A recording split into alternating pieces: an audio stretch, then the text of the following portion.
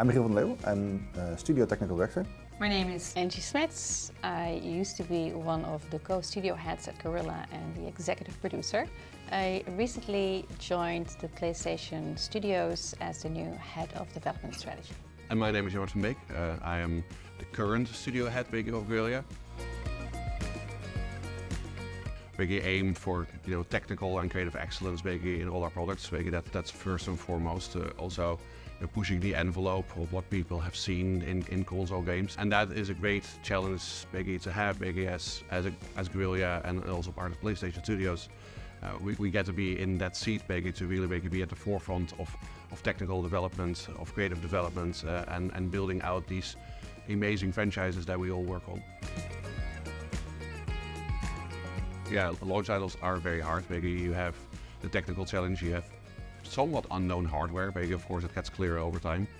There's often a whole bunch of new features that bring creative challenges and new possibilities, but also that are sort of brand spanking new, and you don't really know yet how you can really leverage those things to make a great gaming experience. It's something the team really enjoys, always thinking about what can we do to make it even more special. Specifically talking about launches, like there's a date set to it. It's not like you get to decide it needs more time and attention because there's a piece of hardware that you can't align. You have your schedule to align with somebody else. That's the trickiest thing.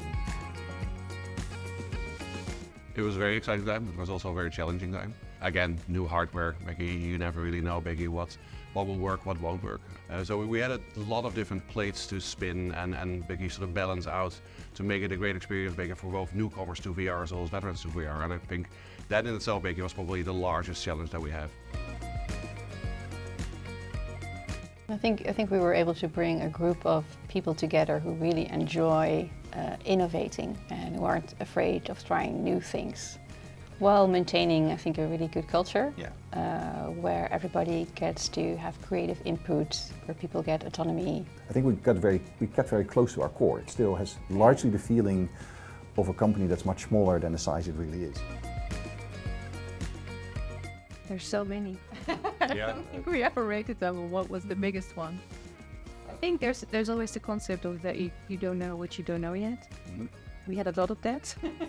And that might have actually been a blessing to some degree as well. If we would have known in advance what we were undertaking, we might not have done it the way that we've been making games for Killzone. Just take that, park that there. That might not be that valuable anymore. We have a whole new way of working to figure out. No. I think maybe even it gets harder. I think you stand on the work that you did before, but then you just take bigger challenges. That's, I think, what it has done at Guerrilla, right? That you do, I think, you build up more confidence in, not that you know how things are done, but that you'll figure it out. You're competing against what you did before. Like I said, every product that you're making, you want to make it bigger, better, more ambitious, more interesting, more innovative, and so it gets harder every single time because you're fighting against yourself.